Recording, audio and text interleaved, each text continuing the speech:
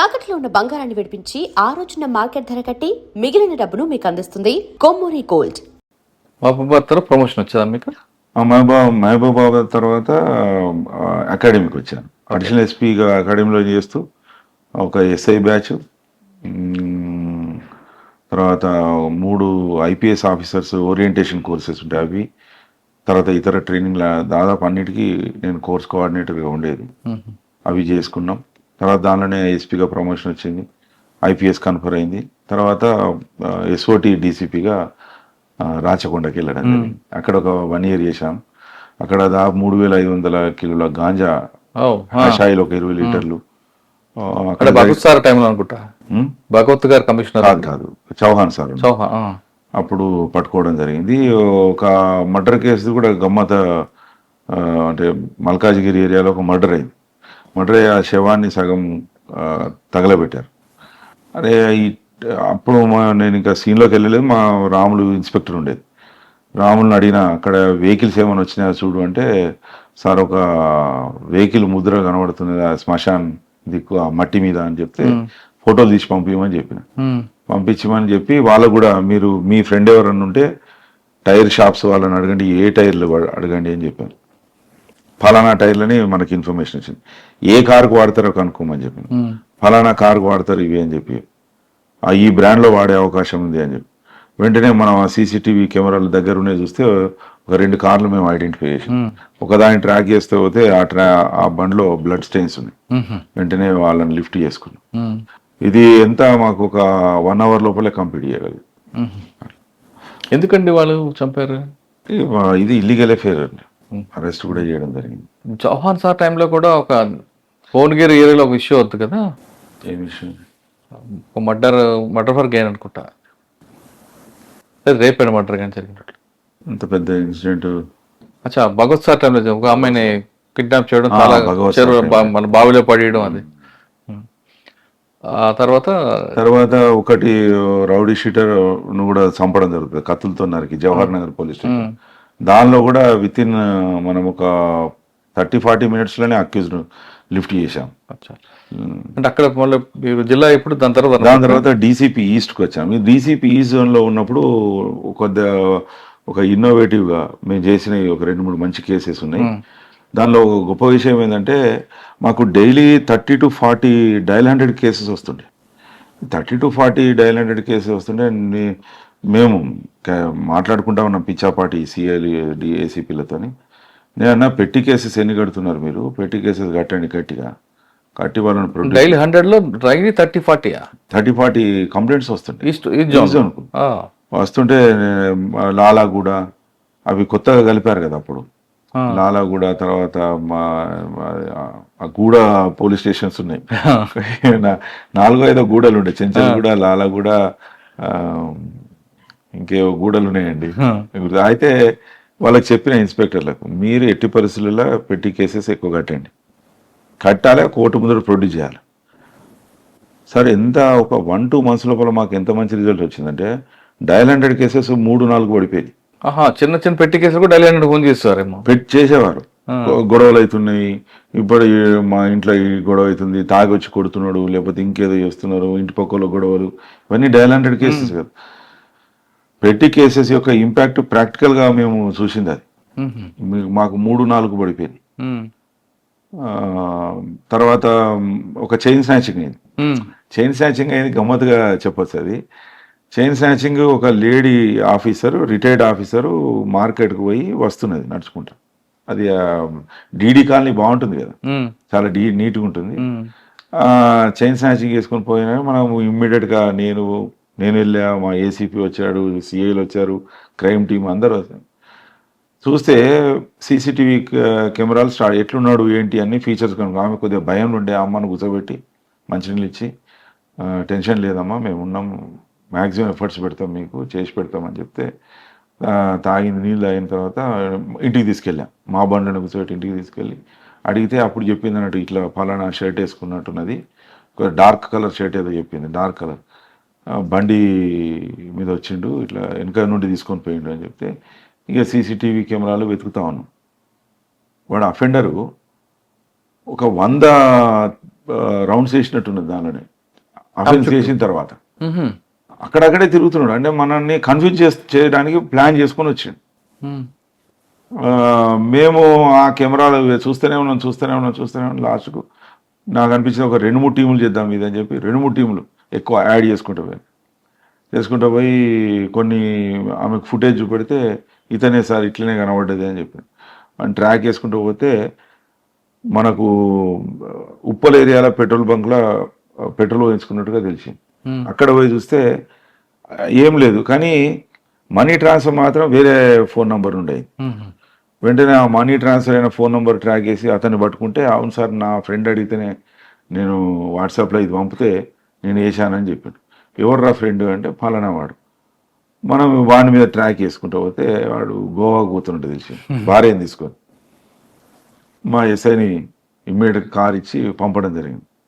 సార్కు సిపి సార్కి చెప్పేసి పంపిస్తే వాడు వెళ్ళిపోయి ఆ భార్యాభర్తలు ఇద్దరు గోవాలో ఒక హోటల్లో దిగి ఫ్రెష్ అయ్యి బీచ్కి పోదామని బయటకు వచ్చినప్పుడు మావాడు ఎదురుగా నిలబడ్డాడు. నిలబడి వచ్చేసాయంటే ఎందుకు చేసినామని అంటే నా భార్య గోవా పోదామన్నది సార్, నా దగ్గర డబ్బులు లేవు అందుకు చేసా అని చెప్పి. కానీ దొంగతనం చేసిన తర్వాత స్నాచింగ్ అయిన తర్వాత పారిపోకుండా అక్కడే తిరగడం వల్ల అంటే మనని సీసీటీవీలో కన్ఫ్యూజ్ చేయాలని, అంటే వాడు మల్టిపుల్ టైమ్స్ తిరగడం వల్ల ఎవరో తిరుగుతున్నారు, ఎందుకో తిరుగుతున్నాడు గల్లీలో, మనం ఏమనుకుంటాం అఫెన్స్ చేసినప్పుడు పారిపోతాడు అనుకుంటాం. అట్లా అంటే అట్రాక్షన్ డైవర్షన్ లో భాగంగా అట్లా మనని చేశాడు. చాలా ట్రిప్స్ చేశాడు అందులోనే. ఈ సందులో నుండి వెళ్తాడు, మళ్ళీ ఆ సందులోకి వెళ్ళి వస్తాడు, ఆ సందులో నుండి. ఇవన్నీ మేము అబ్జర్వ్ చేయడం జరిగింది. అంటే ఫ్రెష్ అప్ అంటారా రిపీట్ అయిపోతాడు? ఫ్రెష్ వాడు అంటే వాడు, కానీ వాడికి నాలెడ్జ్ ఉంది, చైన్ స్నాచింగ్ ఎట్లా చేయాలి అంత నాలెడ్జ్ ఉంది, కానీ వాడు ఫ్రెష్ అఫెండర్. కానీ భార్య ఏమంటది? భార్య ఏమంటది, వాళ్ళిద్దరి మధ్య సమస్య, మాకు సంబంధం లేదు. ఓకే, అంటే భార్య కొద్దిగా వీడి సంపాదన, ఈ అబ్బాయి సంపాదన సరిపోతలేదు, ఆమె ఏదో ఎక్స్పెక్టేషన్ చేసుకొని వచ్చింది. ఆమె నాకు వాషింగ్ మిషన్ లేదని అవని ఇవని గొడవ చేస్తా సార్, ఇక ఎటు పోలేదు ఇప్పటి వరకు, మనం ఒక ఊరికి కూడా పోలేదని అంటే నేను చేసి తీసుకొని పోయినా, దొంగతనం చేసిన అని చెప్పి. ఓకే, ఇజ్జం తర్వాత వనపర్తికి వెళ్ళాను. వనపర్తిలో కొన్ని రిలీజియస్ పాయింట్ ఆఫ్ వ్యూలో కొన్ని వర్క్స్ చేశాము. ఫస్ట్ మేము చేసిన మంచి పని ఏంటంటే, ఈ హుండీ థెఫ్ట్స్ ఎక్కువైతుంటాయి వనపర్తిలో. హుండీ టెంపుల్లో దొంగతనాలు చేస్తుంటే, నాకు మా చిన్నప్పుడు మా ఫాదర్ ఒక లాక్ గురించి చెప్పాడు. మా ఇంటికి అదే లాక్ ఉంటుంది ఎప్పుడు, ఇన్సైడ్ నుండి దష్టాల్ అంటాడు ఆయన. ఇంత పెద్ద కీస్ ఉంటాయి. ఈ దష్టాల్ ఏంటంటే బ్యాక్ సైడ్ నుండి లాక్ ఉంటుంది, సేమ్ ఈ మోడల్లో. ఇవేమో సోఫిస్టికేటెడ్ ఉంటాయి, అది కొద్దిగా మొరటుగా ఉంటుంది అన్నట్టు, చీప్ అండ్ బెస్ట్, స్ట్రాంగ్. అది బయట నుండి ఒక హోలే కనబడుతుంది, లాక్ పెట్టి కీ పెట్టి 10 times తిప్పాలి, లోపల నుండి రాడ్ వచ్చి అడ్డంగా పడుతుంది. ఇది మా ఇల్లు రోడ్డు మీద ఉంటుంది కరీంనగర్లో. మా ఇంటికి అదే తాళం పెట్టిస్తాడు మా నాన్న, అది ఎప్పటి నుండో ఉన్నది. ఆ బయట తాళం గొల్లెం వేయడు, ఈ దష్టాలతో తాళం వేసేస్తాడు. మనకేం కనబడుతుంది అంటే బయట నుండి ఒక హోల్ మాత్రమే కనబడుతుంది, గొల్లెము పెట్టి ఉండదు. గొల్లెం పెట్టి ఉండకపోతే ఏమనుకుంటారు, లోపల ఎవరో వ్యక్తులు ఉన్నారని అనుకుంటారు. ఇప్పుడు 3 O's system, object, opportunity, offender 3 కలిస్తేనే క్రైమ్ అవుతుంది. ఇప్పుడు ఫర్ ఎగ్జాంపుల్ ఒక లేడీ గొలుసు వేసుకొని పోతుంది, నిర్మానుష్యంగా ఉంది, దొంగోడు వచ్చాడు, చైన్ స్నాచర్ వచ్చాడు, వీడు ఏమంటాడు, చూస్తాడు అంటారా, ఎవరు లేరు, ఆపర్చునిటీ ఉంది, ఆపర్చునిటీ దొరికింది, ఆబ్జెక్ట్ ఉంది, అఫెండర్ ఉన్నాడు, 3 కలిస్తే ఇప్పుడు మనం ఏం కట్ చేస్తున్నాము, ఆపర్చునిటీ కట్ చేస్తారు, ఆపర్చునిటీని మనం కట్ చేస్తున్నాం. అది అట్లా తాళాలు దాదాపు ఒక 390-400 టెంపుల్స్కి పెట్టించాం. ఆపర్చునిటీ, అఫెండర్, ఆబ్జెక్ట్ అంటే మనకు దొంగతనం కానీ క్రైమ్, 3 కలిసి క్రైమ్, కలిస్తేనే మన క్రైమ్. అది లేకుండా మనం చేయాలి. సరే, వనపర్తిలోనే ఇంకొక బంగారు షాప్కి బయట షాప్లో తీసుకొచ్చిన వారు మర్డర్ చేస్తారు కదా? అవును, అది మర్డర్ ఫర్ గెయిన్ చేశారు. అది దాదాపు ₹1 కోటి విలువైన బంగారాన్ని నాగర్ జిల్లా ప్రాంతంలో ఒక రాజస్థానీ వాళ్ళు సెటిలర్స్ అవుతారు, వాళ్ళకు జ్యువెలరీస్ ఉంటాయి. ఆ జ్యువెలరీకి ఆంధ్ర ప్రాంతం నుండి, గుంటూరు ప్రాంతం నుండి ఒక అతను బంగారు ఆర్నమెంట్స్ చెన్నైలో కానీ ఇంకా ఇతర ప్రాంతాల్లో తయారు చేయించుకొని వచ్చి గద్వాల, వనపర్తి, మహబూబ్నగర్ జిల్లాలలో అమ్ముతాడు ఆయన. అమ్ముడు పోయిన తర్వాత అతను డబ్బు కలెక్ట్ చేసుకొని పోతాడు. అట్లా అతను 1 కిలో బంగారం తీసుకొని వచ్చాడు. కిలోకి ఎక్కువనే అనుకుంటా, కొంత వెండి తీసుకొని వస్తే అతను గద్వాల నుండి డైరెక్ట్గా నాగర్ కర్నూలు వెళ్ళాడు. వెళ్ళిన తర్వాత మిస్ అయిపోయాడు. అది మనకు తెలియని స్టోరీ. అదే నాగర్ కర్నూలులో కంప్లైంట్ వాళ్ళు పెట్టుకున్నారు. అతని తమ్ముడు వెళ్ళి కంప్లైంట్ ఇవ్వడము, పోలీసు వాళ్ళు వెతుకుతామని చెప్పి. కానీ మాకు ఇక్కడ వనపర్తి ఏరియాలో ఒక అన్నోన్ డెడ్ బాడీ దొరికిందని రోడ్ పక్కన ఆ చెట్లలో పడేసి ఉందని చెప్పి ఇన్ఫర్మేషన్ వస్తే జీన్స్ ప్యాంట్ ఉంది, బ్లూ కలర్ జీన్స్ ప్యాంటు, వేరే షర్ట్ ఒకటి ఉంది, ఎటువంటి ఆనవాళ్ళు ఏం లేదు, చంపినట్టుగా ఏం లేదు అన్నట్టుగా వచ్చింది. అన్నోన్ డెడ్ బాడీ అక్కడ ఎందుకు పడి ఉంటుంది, కొద్దిగా కరెక్ట్గా చూడండి అని చెప్తే మళ్ళీ మా ఎస్ఐ గారు వెళ్ళి శవాన్ని కొద్దిగా తిప్పి చూస్తే కొద్దిగా బ్లీడింగ్, తర్వాత ఇక్కడ గొంతు దగ్గర కొద్దిగా ఒరిపిడి అయినట్టుగా కొన్ని కనబడ్డాయి. వెంటనే మనము ఈ ఫోటో తీసి అన్ని పోలీస్ స్టేషన్లకు గ్రూపులలో వేసాము, వీళ్ళు ఎవరైనా ఉన్నారా అంటే. అది గద్వాలకు రీచ్ అయిన తర్వాత గద్వాల్లో జ్యువెలరీ అతను వీళ్ళ తమ్మునికి ఫోన్ చేసి చెప్పాడు, ఇతను మీ అన్ననే ఉన్నట్టున్నది చూడు అని చెప్పి. అతనికి ఇస్తే అవును ఐడెంటిఫై చేసిండు. వెంటనే మాకు ఇదంతా జరిగింది 1 గంట లోపలనే మాకు ఫోన్ చేసిండు, సార్ అతను మా అన్నే సార్. అరే మీ అన్న ఇక్కడికి ఎందుకు వచ్చాడు, మా అన్న ఇట్లా బిజినెస్ చేస్తాడు సార్ అంటే, అరే అట్లనా అని చెప్పి వెంటనే టీమ్స్ ఫామ్ చేయడం జరిగింది. డిఎస్పీ నేను పోయి అసలు మొత్తం స్కెచ్ చేసుకున్నాము. ఫస్ట్ ఇతను ఎక్కడ లాస్ట్ పాయింట్ ఎక్కడ అనేది మనం టెక్నికల్గా ఎవిడెన్స్ తీసుకున్నాం. అక్కడ సీసీటీవీ కెమెరాలు చూస్తే మనకు ఒక ఐడెంటిఫై అయింది. ఏంటి, అతన్ని ఆ జ్యువెలర్స్ అతనే ఫాలో అయినట్టుగా, అది ఆ షాప్లోకి వెళ్ళాడు, మళ్ళీ బయటకు వస్తే అతనే ఫాలో అయినట్టుగా మనకు అర్థమైంది. వెంటనే ఆ టీమ్స్ ఫామ్ చేసి వెంటనే మా టీంను పంపిస్తే ఫస్ట్ ఒప్పుకోకపోతే మా ఎస్ఐ కొద్దిగా లోపలికి తీసుకుపోయి మాట్లాడి అప్పుడు లోపల ఏం మాట్లాడాడు అది ఇక ఎస్ఐకి ఆయనకు తెలుసు. మాట్లాడితే అతను చెప్పాడు, సార్ ఇట్లా చేశారా అని చెప్తే బంగారం ఉందనేది ఐడెంటిఫై చేసుకున్నారు.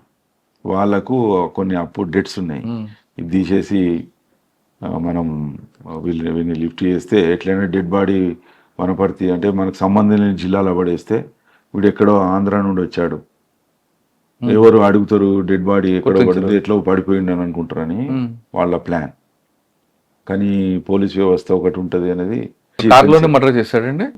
అయితే అతన్ని నేను కూడా గద్వాల వనపర్తి మీదకి వెళ్ళి గద్వాల పోతా, నువ్వు ఎక్కడైనా దిగితే దిగు, వనపర్తిలో దిగితే దిగు అని చెప్పి అతన్ని తెలివిగా డ్రైవరు మెయిన్ అక్యూజ్డ్ డ్రైవింగ్ సీట్లో ఉన్నాడు, ఇతన్ని తన పక్క సీట్లో కూర్చోబెట్టుకున్నాడు. వెనక అతను ఒక అఫెండర్ అంటే ఎగ్జిక్యూట్ చేసినది అతను. వనపర్తి దాకా వస్తూ వెనక నుండి టవలేసి ఆ ముక్కు మీదనే గట్టిగా, ఫేస్ మీదనే గట్టిగా పట్టుకున్నారు. బలంగా పట్టుకుంటే ఆ శ్వాస ఆడకుండా చనిపోవడం జరిగింది. అతను చనిపోయిన తర్వాత ఇది ఎక్కడ వేద్దామని చెప్పి చూసి ఒక నిర్మానుష్య ప్రదేశంలో రోడ్ సైడ్ను లాగి పడేసి వెళ్ళిపోయారు. మనకు అంతా intact gold, intact silver, cash అంతా కూడా వాళ్ళ ఫ్యామిలీ మెంబర్స్కి ఇవ్వడం జరిగింది. మా పోలీస్ డిపార్ట్మెంట్ చేసుకున్న అదృష్టం అది ఏంటంటే కష్టంలో ఉన్న వాళ్ళకు కరెక్ట్గా అంటే న్యాయం 100% ఇవ్వలేము. ఎందుకంటే మనిషి చనిపోయినాక తెచ్చే మొత్తం రికవరీ, ఇంత గ్రామ్ కూడా తేడా లేకుండా వాళ్ళ తమ్మునికి కోర్టు ద్వారా ఇప్పించడం జరిగింది. ఇంకేమున్నాయండి మీ మార్క్ అక్కడ వనపర్తిలో? 1-2 సంవత్సరాల కిందటనేమో ఒక మర్డర్ అవుతుంది తిరుమలయ్య గుట్ట దగ్గర మర్డర్ అవుతుంది. మర్డర్ అయితే మా వాళ్ళు అది పెండింగ్లో పెడతారు ఫైలు, అఫెండర్ కూడా తెలుస్తలేదు. అయితే ఒక అఫెండర్ను జడ్చర్ల పోలీసులు కూడా పట్టుకొని వాడు సీరియల్ కిల్లర్గా ఐడెంటిఫై చేసి వనపర్తిలో ఫలానా ప్లేస్లో ఫలానా వ్యక్తిని నేను చంపిన ఒక లేడీని ఎక్స్ప్లాయిట్ చేసి కళ్ళు తాగిపించి ఎక్స్ప్లాయిట్ చేసి రాయితోని కొట్టి చంపిన అనేది వాడి స్టేట్మెంట్. తీసుకొస్తారు, చూస్తారు, ఫలానా 174 అంటే అన్యాచురల్ డెత్ కేసు కింద అనుమానాస్పద కేసు కింద కట్టిన ఫైల్ చూస్తారు. ఈ ఫైల్ చూస్తారు కానీ ఐడెంటిటీ లేదు, లేడీ ఎవరో తెలుస్తలేదు. ఒకసారి క్రైమ్ మీటింగ్లో చూస్తుంటే వనపర్తి టౌన్లో మిస్సింగ్ కేసు ఉంటుంది, వనపర్తి రూరల్ కేసులో 174 ఉంటుంది. నేను అడిగా, ఇది 2 లేడీ ఉంది, సేమ్ ఏజ్ ఉంది, క్రైమ్ రివ్యూ మీటింగ్లో అడిగా, ఇది మరొకసారి ఇది చూడండి డిఎస్పీ గారు, ఇది ఏంది పరిస్థితి, ఫస్ట్ వెంటనే ఈ ఫోటోలు ఇమ్మీడియట్గా ఇప్పుడే వాట్సాప్ చేయండి ఈ మిస్సింగ్ కేసుకు వాళ్ళ రిలేటివ్స్కి అని చెప్తే అప్పుడప్పుడు చేస్తే వాళ్ళ పిల్లలు ఐడెంటిఫై చేసింది. నేను అడిగిన, మరి ఇన్ని రోజులు ఇది పక్కనే స్టేషన్లు ఉంది, ఎందుకు ఐడెంటిఫై చేయలేకపోయానంటే అప్పుడు బ్లాక్ అండ్ వైట్ ఫోటోలు పంపినట. వాళ్ళకు పంపినామంటున్నారు, మరి ఎవరికి పంపినరు, ఎవరు చూశారు అనేది నాకు కూడా తెలియదు. అప్పుడు ఆఫీసర్స్ మారుతూ ఉంటారు కదా, అక్కడ ఉన్న కానిస్టేబుల్ సార్ పంపాం కానీ బ్లాక్ అండ్ వైట్ ఫోటో పంపినట్టు నాకు గుర్తు, వీళ్ళకే పంపామో ఎవరికి పంపామో తెలియదు కానీ ఐడెంటిఫై అయ్యారు. అట్లా మనము 2 years బ్యాక్ నుండి అట్లా కేసు అట్లా పడి ఉన్నదని అటువంటి చాలా అట్లా కేసెస్ ఉన్నాయి సార్. కానీ వనపర్తిలో నైట్ హెచ్పీలు ఎక్కువ ఉంటాయి, ట్రాఫిక్ ప్రాబ్లం కనిపిస్తుంది, వాటి మీద ప్లస్ ఆర్గనైజ్డ్ క్రైమ్ ఒకటి ఉంటుంది.